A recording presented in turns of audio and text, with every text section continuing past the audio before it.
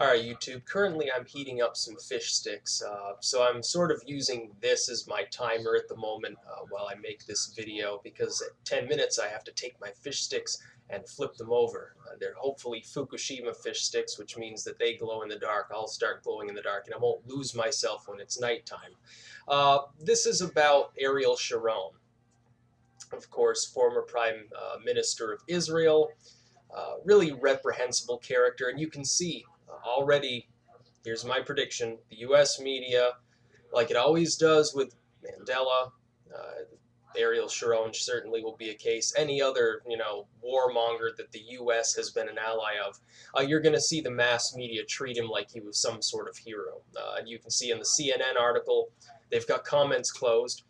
Probably because 99% of the comments are saying basically Sharon was a war criminal, a butcher, the butcher of Beirut, and a host of other names. I've got a kitty joining me. Hello. What? Yeah, Ariel Sharon was crazy. Let me pick you up. Yes, you can join me in the video momentarily. But Ariel Sharon has been in a coma on and off for some time, for I believe 6 years, maybe 5 or 6 years basically. And he's had limited mental action on his part for a while. He was basically vegetable mode. Now he seems to be dying of renal cancer. Renal failure, which is a horrible, gruesome, terrible, painful death, which is more than he deserves. And I'll say it out flat: Ariel Sharon was a war criminal. He was a genocidal maniac, a complete racist. Of course, when the fighting in Gaza was happening and the fighting elsewhere, and Israel took land, he encouraged settlements to be built as quickly as possible. He basically told the excess Jewish population in urban centers, move to these new settlements, because any land that we don't take will go back to these Muslims. A vicious person. When he stroked out, nobody was really sad. Probably a lot of his opposition in Israel wasn't sad either. It's odd that he founded a centrist party, since he was a complete nut as far as Zionism goes. But Ariel Sharon uh, basically was despicable. Here he is, he's building settlements in disputed territory in order to get over international agreements, because the idea is if Jews are already living there, the international community, especially the United States, is not going to force them out of those settlements, even if they were built on disputed land. They continue to do that to this day. He was the one who first started that. So that's one thing. He was having aircraft attack civilian centers, beating down women and children, building fences in disputed territory. Again, kitty, don't use claws. Using white phosphorus on civilian targets, uh, probably cluster bombs, probably all sorts of goodies. But Sharon was not a nice person.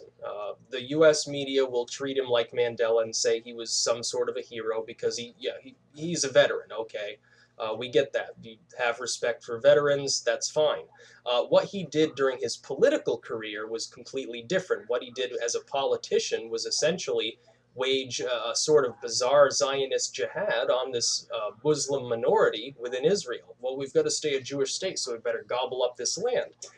Killing thousands or tens of thousands of civilians. There's no accurate number on how many people were killed. Using banned white phosphorus is not supposed to be used for that purpose. You don't use it to immolate civilians and burn down their homes and businesses. And the terror, you can almost call it Israeli terrorism in this region, continues to this day. Now, people will say, well, they have a right to exist and have a Jewish state. I fully agree. They do. They were mandated a Jewish state. They have a Jewish state. They gobbled up land using settlement patterns, and they continue to do this under Netanyahu, and it's undermining the ability of any of these minority groups to even have a two-state solution, which Sharon and Netanyahu and all the others have said, well, we want a two-state solution. We have no problem with having a Muslim state alongside ours, having a non-Jewish state. The problem is every time there's any sort of fighting, they send the troops in and start building these settlements. They're slowly taking over all of that region. They're even building settlements in land that's in dispute with other countries, not just this nation of Palestine that was carved out alongside Israel in this essentially Western mandate of Jordan, which was formed after World War II. And people don't seem to realize that. And here in the United States, it's different than Europe. The Europeans have more of a balanced view. It's more, oh, yeah, you want up there, or do you want down? You want down? You're burning. You like me? Okay, I'll put you down. Here, just a sec. Yes, Stevie, I know your claw's stuck. Just a second. There you go. Have fun. But in Europe, it's a little bit different. There's more of a 50-50, back up, more of a 50-50 sort of feel as to whether you support Palestine, Israel, and then, of course, there are people who don't give a crap. Here in the United States, it's overwhelmingly pro-Israel. And the reason that is the evangelicals and a lot of moderate Christians still think that the Jews are God's quote-unquote chosen people. It's bizarre. It's a weird view. It makes no sense. It's circular reasoning.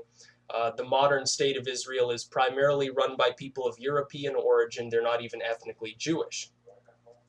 But people persist in that belief. That's why any politician in the United States that criticizes Israel doesn't get reelected. And it's the same in blue or red states. You see, there's a higher proportion of Jewish individuals in urban centers. In blue states, New York City has an enormous Jewish population. Well, do you think even the Democrats who don't care about evangelical voters are going to go against Israel? Of course not. It would be political suicide to do so because you've got a well-financed, well-run, well-organized group of Jewish individuals who support Israel. Now, that's not the case across the board. There are Orthodox Jewish individuals here especially who detest the state of Israel or have no problem with the state itself but have a problem with the actions of the politicians. I would say Ariel Sharon's death is a good thing. There's Paul Begley is saying, well, it's a prophecy is unfolding before us. The end times are nigh because of this Middle East peace agreement and the death of Ariel Sharon coming right at the start of the new year. End times are upon us. No, they're not. What you see is the end of Ariel Sharon as he rots into a vegetative state, as his kidneys fail, and as he probably, if he does wake up, screams in pain. More than he deserves for the death of thousands of women and children. This does not make me an anti-Semite to say so. He is a butcher. He is a war criminal. He's a genocidal maniac. He's a bigot. He himself is a racist. He's already expressed racism towards the Palestinian people, just as other politicians have. I think there are probably a large number of people in Israel who get muzzled who do support a two-state solution. There are probably people in Israel who don't really like the actions of their government, but they get muzzled. Israel censors its own population. It's clear. I've spoken to people who live in Israel who themselves feel harassed by their local authorities and by the government at large because they happen to disagree with the warmongering of the state of Israel. And these are authentically Jewish, ethnically Jewish individuals practicing Judaism. They are Israeli, certainly more Israeli than people like Netanyahu and Sharon. They're all of European background. These are white Europeans. They call themselves Jews in order to take political power. Sharon is a cigar-smoking, obese maniac who ate caviar in his limo. That does not sound like a very kosher lifestyle to me. And I've heard it right from the horse's mouth when I talk to people who live in Israel and say the same thing about these individuals. And Netanyahu is only slightly less radical than Sharon is. Only slightly. Also a little bit more healthy, too. It looks a little bit less rotund. Of course, Sharon's probably been withering away because he's been in a coma for so long. But really, I don't mourn his loss. I can remember when Sharon was president, and it was not pretty. It was continual fighting, day in and day out, over this strip of land that's largely deserted anyway. And it's only, let's face it, it's only propped up because the United States keeps giving tax money. Our tax money is probably keeping this vegetative coma dude, stroke out victim alive. I'm not comfortable with that. I don't think we should be sending any money there for any purpose. They've already been gifted an enormous amount of military technology, which they turn around and sell to the Chinese. How can you say that this is one of our allies? It makes absolutely no sense whatsoever. Now,